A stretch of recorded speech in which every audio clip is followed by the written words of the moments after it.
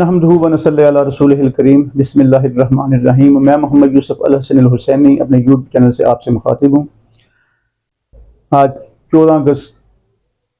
2023 میرے عظیم ترین ملک کو وجود میں آئے 76 برس گزر گئے، اور یہ 76واں جشن آزادی پوری قوم بالخصوص ہمارے پردیسی بھائی جو روزگار کے سلسلے میں پاکستان سے باہر ہیں، ان سب کو بہت بہت اور خاص کر بہت زیادہ مبارک ہو پاکستان کی عظیم افواج کو۔ اور اصل میں اس جشن آزادی کے کریڈٹ کے یا اس کے جو مستحق اور حقدار ہیں وہ پاک افواج ہیں، جو پچھلے 76 سال سے ہر طرح سے قربانی دے رہے ہیں ہماری سلامتی کے لیے، ملک کی خوشحالی اور استحکام کے لیے، اور جو ہر روز اپنے جوانوں کے لاشیں اٹھاتے ہیں، اپنے شہیدوں کے لاشیں اٹھاتے ہیں۔ ہم سوتے ہیں اور وہ جاگتے ہیں۔ جس طرح ہم چاروں طرف سے اپنے دشمنوں نے گھیرے ہوئے ہیں، اور اندرون پاکستان جس طرح ہم اپنے منافق دشمنوں سے گھرے ہوئے ہیں، جو ایسی گدیں جو سیاست کا لبادہ اوڑھ کے خاص کر پچھلے 52 سال سے ہمیں نوچ کے اس ملک کے وسائل کو نوچ کے ہڑپ کر رہے ہیں، اور اس کے باوجود یہ ملک قائم اور دائم اور ہمیشہ قائم دائم رہے گا انشاءاللہ۔ تو یہ اللہ رب العزت کی مہربانی کے بعد پاک افواج کی قربانی کا ثمر ہے۔ آج کل بعض جرنلز کے بارے میں، بعض جرنیلوں کے بارے میں بڑی عجیب باتیں کی جاتی ہیں، اور یہ ہر دور میں کی جاتی رہی ہیں، اور یہ وہ لوگ ہیں جو پاکستان کو نہ تو خوشحال دیکھ سکتے ہیں، نہ مستحکم، اور نہ پاکستانی عوام کو پیٹ بھر کے کھانا نصیب ہو جائے یہ بھی نہیں دیکھ سکتے۔ وہ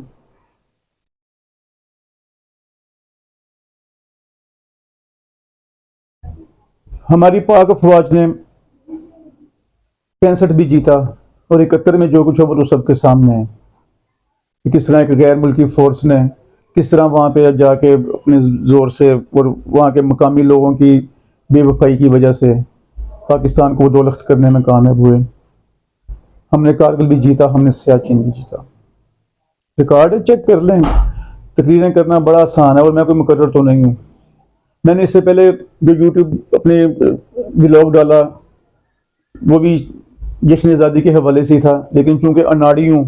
اتنا نہیں پتا بھی ان چیزوں کا، تو وہ ولاگ تو اپلوڈ ہو گیا لیکن اس میں سے آواز غائب ہو گئی، اور اب اس کو دوبارہ ریپیٹ کر رہا ہوں۔ ٹرینڈ ہو جاؤں گا آہستہ آہستہ انشاءاللہ، لیکن یہ وعدہ کرتا ہوں کہ ہمیشہ سچ بولوں گا اور ریالٹی پہ بات کروں گا۔ پاکستان کی تاریخ اٹھا کے دیکھ لیں آپ۔ میں جمہوریت کا مخالف نہیں ہوں، لیکن میں ان لوگوں میں سے ہوں جو تاریخ کے طالب علم ہیں، اور میں ان لوگوں میں سے ہوں جو اس چیز کی بالکل نہیں مانتے کہ بدترین جمہوریت بہترین آمیریت سے، جس میں سونے کے چمچ میں کھانا ملتا ہو، اس سے بہتر ہے بدترین جمہوریت۔ بالکل نہیں بھائی۔ حکومت وہ بہترین ہوتی ہے جس میں عوام خوشحال ہو، عوام کو کوئی پریشانی نہ ہو اپنے روزمرہ کے وسائل میں اور مسائل میں، اور ملک مستحکم ہو، اور اس کی سرحدوں کی نظریاتی سرحدوں کی حفاظت کی جاتی ہو اور مضبوط ہاتھوں میں ہو۔ تو تاریخ کے طالب علم کے طور پہ میں نے ایوب خان صاحب کا دور تو نہیں دیکھا، لیکن تاریخ کا طالب علم پڑھا ضرور ہے کہ جتنی ترقی ہم نے 62 سے لے کے 70 تک کی، آج تک پاکستان وہ ترقی دوبارہ نہیں کر سکا۔ یہ جتنا انفراسٹرکچر کھڑا پاکستان کی صنعت کا، یہ سب ایوب خان صاحب کے دور میں کھڑا کیا گیا۔ اور یہ وہ دور تھا کہ جب جنوبی کوریا، یہ ملائیشیا، جرمنی، یہ پاکستان سے آگے دیکھتے اور سیکھتے تھے کہ یار یہ ملک اتنی تیزی سے آگے کیسے بڑھ رہا ہے، اتنی تیزی سے آگے ترقی کیوں کر رہا ہے۔ اور عنان حکومت ایک فرد واحد کے ہاتھ میں تھا جس کا نام تھا فیلڈ مارشل محمد ایوب خان رحمۃ اللہ علیہ۔ لیکن پھر ہماری اشرافیہ، ہمارے وڈیروں، جگیرداروں، صنعت کاروں کے پیٹ میں مرول اٹھا، اور انہوں نے ہمارے والدین کو، ان کا دور تھا، وہ جوان تھے یا نوجوان تھے، ان کا دور تھا، ان کو ورگلایا جمہوریت، بدترین جمہوریت بہترین آمریت سے بہتر ہے، اس طرح کے نعرے ان کو سکھائے گئے، اور عجیب سے صوبائیت زدہ نعرے لگائے گئے، اور الیکشنز کے بعد جو کچھ ہوا پاکستان کے ساتھ، ہمارا ایک بازو نہیں، ہمارا ایک پورا حصہ ہم سے الگ کر دیا گیا۔ کہتے ہیں جی ایک بازو الگ کر دیا گیا پاکستان کا، بھی نہیں، ایسٹ پاکستان بازو نہیں، ایک پورا وجود تھا، ہمارے وجود کا ایک پورا آدھا حصہ تھا وہ ہم سے الگ فوج کی وجہ، الزام تو فوج پہ آتا ہے، لیکن تاریخ تو پڑھو کہ یہ سیاستدانوں نے جو کچھ کیا اس وقت، اور ان کی جو سیاسی چالیں تھیں، جیسے آج چالیں چلی جا رہی ہیں اپنے مخالفین کو ختم کرنے کے لیے، ریاستی مشینری کا بے دریغ استعمال کیا گیا، فسطائیت کی انتہا کر دی گئی، اور الزام اشارتن کناتن، آپ کو تو پتہ یہ کون کر رہے ہیں، وہ کر رہے ہیں بڑے بڑے لیڈران، جن میں محترم بھی شامل اور محترمائیں بھی شامل تھیں، اور وہ شارتن اشارہ کر جاتے تھے کہ یہ کر کون رہا ہے، اور عام آدمی سنے گا کہ وہی کر رہے ہیں۔ نہیں یار، ایسا نہیں تھا، یہ وہی سین تھا 69 70 اور 71 والا، اور 71 میں جی سرنڈر کر دیا جی انہوں نے۔ ابے سرنڈر کیا نہیں، کروایا گیا، فیصلے کرنے والے سیاستدان تھے، جرنیل نہیں تھے، ان کو تو جو آرڈر پیچھے سے آئے انہوں نے ان پہ عمل کیا۔ لیکن یہ ایک الگ بحث ہے، کبھی پھر صحیح اس پہ تفصیل کے ساتھ۔ ہم حاضر میں رہتے ہیں۔ اس کے بعد 71 کے بعد جو کچھ ہوا پاکستان کے ساتھ، ضیاء الحق شہید کے آنے سے پہلے میں عینی شاہد ہوں ضیاء الحق شہید کے دور کا۔ جب ضیاء الحق شہید آئے تو میں 5ویں کلاس یا 4تھی کلاس کا اسٹوڈنٹ تھا، اور جس دن وہ شہید ہوئے اس دن میں 4تھ ایئر کا اسٹوڈنٹ تھا۔ لیکن وہ 11 ساڑھے 11 سال کا دور، یہ 2023، میں پچھلی بات نہیں کرتا، سنس 79 ٹو 2023 ضیاء الحق شہید کا 11 سالہ دور پاکستان کی عوام کے لیے اور پاکستان کی بحیثیت ایک ریاست کے پاکستان کی تاریخ کا بہترین، بلکہ کہ گولڈن ترین پیریڈ تھا۔ میں عینی شاہد ہوں، میں نے نہیں دیکھا محلے سفید پوش طبقے سے تعلق رکھتا ہوں، مزدوروں سے تعلق رکھتا ہوں، مزدور طبقے سے تعلق رکھتا ہوں، میں نے نہیں دیکھا روز پڑوس میں کوئی کسی کی سالن مانگنے جا رہا ہے، کوئی بل جمع کرانے کے لیے کسی سے ادھار مانگنے جا رہا ہے، بیٹی کی شادی یا بیٹے کی منگنی کے لیے کوئی ادھار مانگنے جا رہا ہے، میں نے نہیں یہ دیکھا۔ میں نے دیکھا کہ میں نے اپنی ماں کو دیکھا، اپنی بہنوں کو دیکھا کہ اتنا زیور پہن کے، محلے کی عورتوں کو دیکھا کہ اتنا زیور پہن کے وہ جا رہی ہیں، گھوم رہی ہیں اپنے خامنوں کے ساتھ، بیٹوں کے ساتھ، بھائیوں کے ساتھ، کسی کو ڈر خوف نہیں تھا۔ لیکن پھر وہ ایک جمہوریت کا مرور اٹھا، ایک سازش رچی گئی، سانیہ بہاولپور ایک سانیہ تھا جس میں پاکستان کی افواج پاکستان کے عظیم ترین دماغ جن کو شہید کر دیا گیا، اور الحمدللہ کہا گئی پاکستان تو کیا، لیکن چند جرنیل، چند فوجی یا چند پاکستانی ان کے شہید ہونے کا مطلب یہ نہیں کہ پاکستان ختم ہو گیا۔ پاکستانی قوم کا تو ہر بندہ، ہر بی بی، ہر فرد پاک فوج ہے۔ یہ فوج ہم میں سے ہے، ہماری چاچے مامے تائے پھپھے، ہماری بہن بھائی بیٹے بیٹیاں، یہ ہیں پاک فوج، ہم میں سے ہیں، ہمارے وجود میں سے ہیں، یہ ہمارے وجود کا حصہ ہیں۔ اور پھر دن رات سیلاب آ گیا تو کون ہوتا ہے وہاں پہ، زلزلہ آ گیا تو وہاں پہ کون ہوتا ہے، یہ کرونا آ گیا تو وہاں پہ کون تھا۔ کوئی مشکل اس قوم پہ پڑ جائے تو صرف پاک فوج نظر آئے گی اور پاک فوج کے جوان نظر آئیں گے۔ لیکن پھر بھی ہماری وہ منافق جو ہم پہ مسلط کیے جاتے ہیں، اور ان کی جو منافق سوچ رکھنے والے ان کے پیروکار، وہ ان کو برا بلا کہتے ہیں۔ اور اللہ کے نبی صلی اللہ علیہ وسلم نے فرمایا کہ جس آنکھ نے ایک رات مملکت اسلامیہ کی حفاظت کے لیے جا کے گزارا، اللہ اس آنکھ پہ جہنم کی آگ کو حرام قرار دے دیتے ہیں۔ اور یار یہ تو 30 35 سال جا کے گزارتے ہیں مملکت اسلامیہ کی، اور وہ مملکت اسلامیہ جس کی بنیاد لا الہ الا اللہ محمد رسول اللہ پہ بنی، جس کا وجود ہی کلمے کے اوپر بنا، اور جو رمضان کی عظیم 27ویں شب میں، نزول قرآن کی شب میں، یہ اس ملک کا بھی نزول کیا گیا دنیا کے اوپر۔ اور میرا عقیدہ ایمان ہے کہ الحمدللہ رب العالمین، جس طرح اللہ اپنے پاک کلام کی حفاظت کا ذمہ لیا قرآن میں اللہ نے، اور چونکہ یہ کلمے کی بنیاد پہ بنا اور نزول قرآن کی رات میں بنا، تو اللہ اس ملک کو بھی کبھی ختم نہیں ہونے دے گا، اور اس کی بھی حفاظت کا ذمہ اللہ کی طرف ہی ہے۔ اور اس کی مثال ہے کہ کس طرح ہمیں پچھلے 60 55 62 سال سے 52 سال سے نوچ کے کھایا جا رہا ہے، ہمارے ہی نام پہ قرض لیے جا رہے ہیں، اور ان قرضوں کو کس طرح ان کی بندر بانٹ کی جاتی ہے۔ قرض بعد میں آتا ہے، اس کی تقسیم پہلے شروع ہو جاتی ہے، لگژری گاڑیاں دی جانی شروع ہو جاتی ہیں، اور پتہ نہیں کیا کیا، اور عظیم ضیافتیں۔ یہ ابھی حال میں آپ دیکھ رہے ہیں کہ کھانے کو زہر کے پیسے نہیں ہیں، پرائم منسٹر صاحب نے فرمایا، اور جاتے ہوئے ایسی پرتاش ضیافتیں کر کے گئے، کروڑوں روپے ان کا بل بن گیا، اور اربوں روپے کی گاڑیاں تقسیم کر گئے، اور کھانے کو زہر نہیں تھا ان کے پاس۔ اس کے باوجود اگر یہ مملکت قائم ہے تو کوئی ہے جو اس کو بچا رہا ہے، اور وہ اللہ رب العزت ہے۔ اور اس کے بعد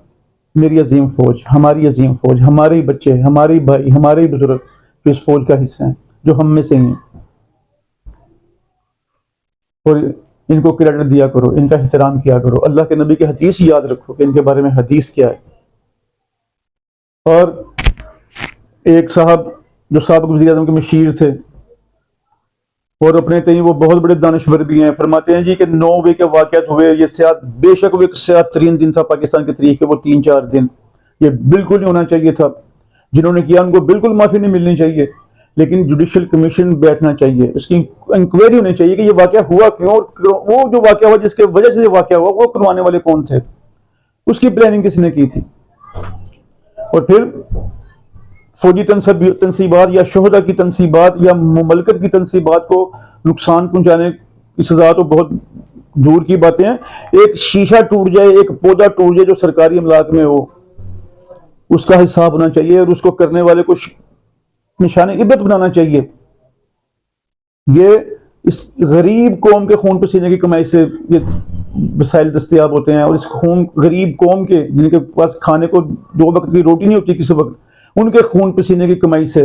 یہ ترقی ہوتی ہے، یہ وسائل آتے ہیں، یہ عمارتیں بلڈنگیں تیار ہوتی ہیں، یہ سڑکیں تعمیر ہوتی ہیں، گلیاں تعمیر ہوتی ہیں۔ ابھی یار وہ تو قرض لے کے کرتے ہیں، تو وہ قرض کن کے نام پہ لیتے ہیں؟ اسی قوم کے نام پہ۔ ہماری تو ماؤں کے بچنوں کے اندر جو بچے پرورش پا رہے ہیں ابھی، جو اس دنیا میں جنہوں نے اس دنیا کو دیکھا ہی نہیں، اس دنیا کی فضا میں سانس ہی نہیں لی ابھی، اپنی ماؤں کے بچنوں میں ہیں، رحم مادر میں ہیں، ہاں وہ ہماری بیٹیاں ہیں، بہنیں ہیں، مائیں ہیں، ہماری بیوی ہے، اور ان کے رحم میں پلنے والا وہ بچہ بھی مقروض ہے۔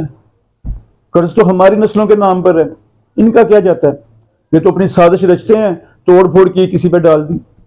یا وہ توڑ پھوڑ کرنے والے کسی کے بھی بہکاوے میں آئے اور توڑ پھوڑ، ابھی یار اپنے توڑ رہے ہو سارا کچھ۔ اتنا تو کیا کرو کہ اگر اینٹیں ہی مارنی ہے تو کم از کم اپنے گھر میں تو مارو کہ وہ اینٹیں اپنے گھر میں جا کے پھر محفوظ ہو جائیں۔ ایک لطیفہ لیکن سناؤں گا نہیں، کسی برادری کی دل آزاری ہو جائے گی کہ اینٹیں بھی اپنے گھر میں ہی مارتے ہیں کہ کسی کے گھر جائیں گی تو ضائع ہو جائیں گی۔ لیکن بات ہو رہی تھی ضیاء الحق شہید کے دور کی، میں نے اس سے سنہرا دور نہیں دیکھا اپنی زندگی میں۔ پھر وہ جمہوریت کا مروڑ اٹھا، وہ جمہوریت آئی، اور جمہوریت بھی اس طرح آئی کہ سازشیں شروع ہو گئیں، جس کا مینڈیٹ تھا اس کو پورا مینڈیٹ ہی نہیں دیا گیا۔ 3 دن پہلے قومی اسمبلی کے ایک اکثریت حاصل کی اس جماعت نے، اور 3 دن بعد وہ صوبوں میں ہار گئی۔ یار یہ بھی ہوتا ہے، لیکن یہ ہوا۔ پھر یہ 4 دور گزرے ہم پہ، 2 محترمہ بی بی شہید کے، اور 2 یہ پاکستان میں مسلط ہونے والے ایک بین الاقوامی ٹولے کے سربراہ، ایک جس کو ہماری اعلیٰ عدلیہ سسلین مافیا کے نام سے یاد کرتی ہے، لکھا ہوا ہے فیصلوں میں۔ تو جب یہ سسلین مافیا ہم پہ مسلط ہوئی، 2 دور پھر ان کے گزرے، اور پھر مشرف صاحب آ گئے۔ اللہ کروڑ کروڑ جنرل نصیب کرے جنرل پرویز مشرف کو۔ صرف 2 فیصلے غلط کر گئے وہ اپنے 8 سال میں، وہ 2 فیصلے وہ نہ کرتے تو آج پاکستان کے حالات بھی کچھ اور ہوتے، اور پاکستان کے سیاسی حالات بھی کچھ اور ہوتے، سماجی حالات بھی کچھ اور ہوتے، اور پاکستان قرضوں کی دلدل میں نہ ڈنسا ہوتا، پاکستان شاید اپنی ترقی کے عروج کی طرف گامزن ہوتا تیزی سے۔ لیکن 2 غلط فیصلوں نے پاکستان کو اتنا نقصان پہنچایا کہ وہ نقصان ابھی تک ہو رہا ہے، ابھی تک اس کو بریک نہیں لگی۔ اس میں ایک تفصیلی بھی لاگ کروں گا پھر کبھی انشاءاللہ، اور اللہ سے اس دعا کے ساتھ کہ اللہ کرے یہ ہماری آنے والی نگران حکومت نمار الحق کاکڑ صاحب ایک ایسی نیوٹرل کابینہ تشکیل دیں، اور وہ پروفیشنلز کی ایسی کابینہ ہو کہ جو صرف پاکستان کے لیے کام کرے، جس کا مطمئن نظر صرف پاکستان ہو، پاکستان کا استحکام، سالمیت اور پاکستان کی عوام کی خوشحالی ہو۔ اب جو فیصلے یہ نگران حکومت کرے گی، میرے لوگوں، میری عوام، میرے پاکستانیوں، یاد رکھیے گا کہ یہ فیصلے ہوں گے ریاست کو بچانے کے لیے۔ ہو سکتا ہے مہنگائی بھی ہو سکتا ہے مزید سخت فیصلے ہوں، مہنگائی اس سے بھی زیادہ آگے جائے، اور یہ تسلسل ہوگا یہ پچھلے 16 ماہ کی نحوست کا اور منحوس حکومت کا، اس کے فیصلوں کا تسلسل ہوگا۔ یہ جو معاہدے اب کر کے گئے ہیں، وہ جو جانے والا پہلے تھا وہ معاہدے کر کے نہیں گیا تھا، وہ معاہدے روک گیا تھا، اور انہوں نے سیاسی طور پر نعرہ لگا دیا جی کہ وہ کر گیا سارا کچھ، اور ہم اس کا تسلسل بھگت رہے ہیں۔ لیکن اب جو حکومت ہے یہ بالکل نیوٹرل ہوگی انشاءاللہ۔ امید ہے کہ انوار الکاکڑ صاحب بالکل صاف ستھرے اور پروفیشنل لوگوں کو اپنی ٹیم کا حصہ بنائیں گے، اور وہ ہماری خوشحالی کے لیے، پاکستان کی سالمیت اور استحکام کے لیے اور بقا کے لیے کام کریں گے۔ اور انشاءاللہ پاکستان کو ترقی کے راستے پہ، ترقی کی ڈگر پہ ڈال دیں گے انشاءاللہ، تاکہ آنے والوں کے لیے آسانیاں ہوں گی جس میں اب اگر یہ جو فیصلے کریں گے ہو سکتا ہے اس میں مہنگائی کی لہر بھی آئے، اور یہ ریاست بچانے کے لیے ہوگی، کیونکہ انہوں نے تو سیاست کرنی نہیں، جو کابینہ کا حصہ بنیں گے اور جو پرائم منسٹر بنے ہیں انہوں نے سیاست کرنی نہیں، ان کا تو آگے سیاست میں حصہ ہی کوئی نہیں ہے، یہ نہ تو کوئی الیکشن لڑ سکتے ہیں نہ کسی عہدے پہ جا سکتے ہیں، یہ جو کریں گے وہ ریاست کے لیے کریں گے، جو اس سے پہلے کیا گیا وہ سیاست تھا، اور کہا جاتا ہے جی ہم نے سیاست قربان کر دی ریاست بچانے کے لیے، وہ جو ریاست انہوں نے بچائی وہ ان کی اپنی ذاتی ریاستیں تھیں، ان کے اپنے ذاتی اثاثے، ملکی غیر ملکی اثاثے، انہوں نے اپنے کیسز نہیں مٹائے۔ حامد میر صاحب فرما رہے تھے کہ جتنی لیجسلیشن کی ہے 16 ماہ میں اس میں سے 89% انہوں نے صرف اپنی ذاتوں کے لیے کی، صرف 11% مفاد عامہ کے لیے تھی، یہ حامد میر صاحب فرما رہے ہیں، اور وہ ایک مستند آدمی ہے، ایک مستند صحافی ہے، اور ان کا کہا اکثر سچی نکلتا ہے، جھوٹ سے وہ بھی اکثر میں نے دیکھا پرہیزی کرتے ہیں، جو بات قوم اور ملک کے مفاد میں ہوتی ہے وہ ضرور کر کے جاتے ہیں وہ، اور اس میں کسی کی ٹینشن بھی نہیں لیتے وہ فرما رہے ہیں کہ 89% لیجسلیشن جو ہوئی وہ ان کے اپنے ذاتی مفادات کے لیے ہوئی، اپنے سیاسی مخالفین کو نیچا دکھانے کے لیے قوانین بنائے گئے، ان کے اوپر جبر و استبداد کے پہرے لگانے کے لیے وہ قوانین ہوئے، اور اپنے کیسز معاف کرانے کے لیے، ریاستی اداروں کو انڈر پریشر لانے کے لیے، ایف آئی اے کی میں ترامیم، کیسز میں ترامیم کی گئی، نیب کے بارے میں ترامیم کی گئی، اور سیاسی طور پہ اپنے سیاسی حریف کو اڑانے کے لیے سیاسی ترامیم کی گئی، الیکشنز کی ترامیم کی گئی، کہ 89% لیجسلیشن صرف اپنے لیے کی انہوں نے، اور نعرہ لگاتے ہیں کہ ہم نے ریاست کے لیے سیاست قربان کر دی۔ اب اپنی سیاست بچانے کے لیے تم نے ریاست کو اس نج پہ لے آئے کہ اللہ نے بچایا، یہ اللہ نے بچایا اس ریاست کو، تم نے کوئی کسر نہیں چھوڑی تھی اس ریاست کو تباہ و برباد کرنے میں، لیکن یہ کبھی بھی تباہ و برباد نہیں ہوگی۔ یہ جو دودھ کی رکھوالی پہ بلے بیٹھتے ہیں ان سے اللہ ہمیں بچا لے گا، وہ دودھ کبھی ختم نہیں ہوگا، ہاں وہ بلے ایک دن ان کے پیٹ پھٹ جائیں گے، لیکن یہ ریاست قائم رہے گی انشاءاللہ۔ آپ نے ریاست نہیں بچائی، ریاست کو تو آپ نے اس نج پہ لا کے کھڑا کر دیا کہ 23 ارب کے زیر مبادلہ کے ذخائر 4 ارب پہ آ گئے، اور وہ 4 ارب ہی 2 ارب چائنا کے اور 2 ارب سعودی عرب کے قرضوں کی صورت میں پڑے ہوئے ہیں کہ ہم زیرو پہ، اور ڈیفالٹ سے بچا لیا، ڈیفالٹ بچایا نہیں گیا، ڈیفالٹ کو روکا گیا ہے مصنوعی طریقے سے۔ اللہ کرے انوار الحق کاکڑ صاحب اور ان کی ٹیم اس مصنوعی کو ختم کر کے حقیقی طور پہ ہمیں ڈیفالٹ سے بچا لیں۔ آپ نے صرف ایک بند لگایا، مصنوعی بند لگایا، ایک نیا قرضہ چڑھا کے پاکستان کے اوپر، اور یہ کیسی ریاست بچائی آپ نے، یہ کیسی قوم کی فلاح کی آپ نے کہ 90 روپے والی چینی 160 میں بھی دستیاب نہیں ہے، 55 روپے والا آٹا 160 میں بھی دستیاب نہیں ہے، 5500 روپے والی چاولوں کی بوری 18,500 میں بھی نہیں مل رہی، 179 روپے والا ڈالر 290 کی لائن کراس کر گیا، اور یہ 300 سے بھی اوپر چلا گیا تھا پہلے۔ پیٹرول 149 والا پیٹرول 270-72 پہ چلا گیا،